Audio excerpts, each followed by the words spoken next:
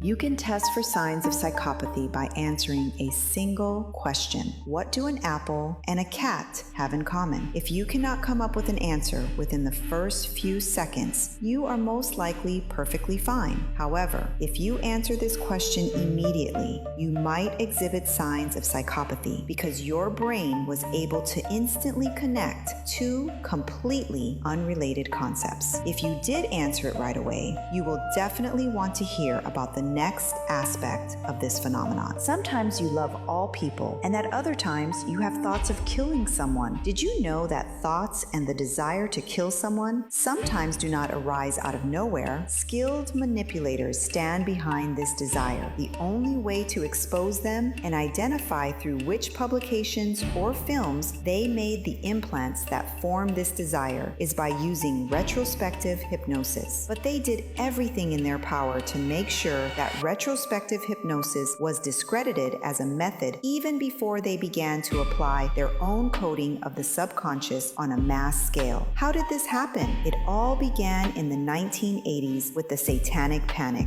After the release of the book Michelle Remembers in 1980, written by Michelle Smith, the patient, together with her psychiatrist Lawrence Pazder, who later became her husband, a real craze for recovered memories began. They claimed that after hundreds of hours of hypnosis, Michelle remembered ritual abuse in childhood by a satanic cult. The book became a bestseller and a catalyst for panic. People began turning to specialists en masse. Investigations were launched and loud scandals erupted in the United States, such as the McMartin preschool case, and in the United Kingdom, such as Rochdale Orkney and others. However, large-scale investigations, including work by the FBI, in particular the report by Ken Lanning, showed that thousands of such accusations, in some estimates more than 12,000 cases, turned out to be unfounded. Interrogation methods often involved heavy pressure, suggestion, manipulation, repetitive questions, and a distorted form of hypnosis. I emphasize not classical until the desired story was obtained. The stories turned out to be exaggerated or completely false. Under psychological pressure, the subjects told absolutely unrealistic, fantastical things about supposed satanic cults and what these cults supposedly did to them. This social panic about satanic cults was built around the concept of SRA, satanic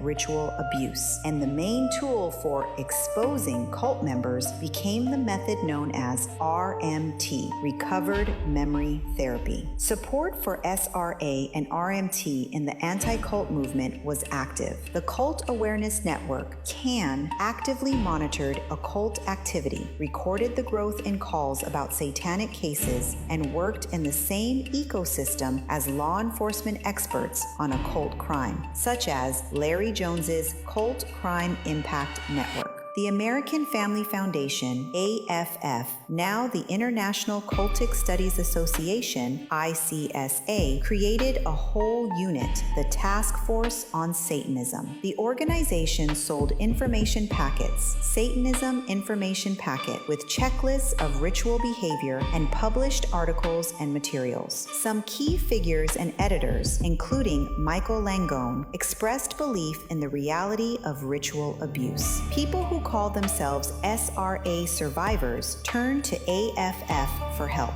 In this way, part of AFF supported or spread the narrative about satanic cults. However, not everyone in AFF and in the anti-cult movement supported these extremes. Margaret Singer, a leading expert on brainwashing and a member of the advisory boards of CAN and AFF, spoke out against SRA. She criticized recovered memory therapy, especially when it used hypnosis and age regression, emphasized the role of therapeutic suggestion, and later actively worked in the False Memory Syndrome Foundation, FMSF. FMSF was founded in 1992 by families harmed by supposedly false accusations of abuse, and Singer joined its advisory board soon after its creation to fight the epidemic of supposedly false memories. This movement also opposed dangerous therapeutic techniques, in particular retrospective hypnosis for recovering repressed memories. By that time, it had already been discredited by another part of the anti-cult anti-cult activists who deliberately used it incorrectly and manipulatively in order to completely ruin the attitude of specialists toward this method. In practice, this organization specialized in protecting pedophiles from supposedly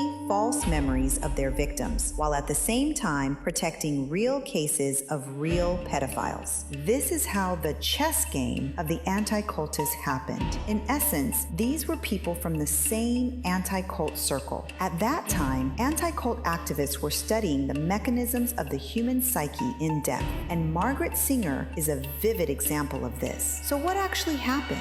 One part of the network, CAN and AFF, first helped inflate the topic of satanic rituals and hypnosis in an absurd, exaggerated form, and another part engaged in harsh discrediting of these methods. As a result, the anti-cult movement, if you look at it as a single whole, achieved that the technique of regressive hypnosis was completely discredited even before the moment when they would begin to apply the technique of coding the subconscious on a mass scale. This technique creates shooters, including school shooters and also politicians. You see the results of their actions with your own eyes in the news. And the most interesting thing is that if you study the issue carefully, you will see that behind all these actions stands a single intelligent structure which supposedly should no longer exist in our days, yet the results of its activity are only gaining momentum before our eyes.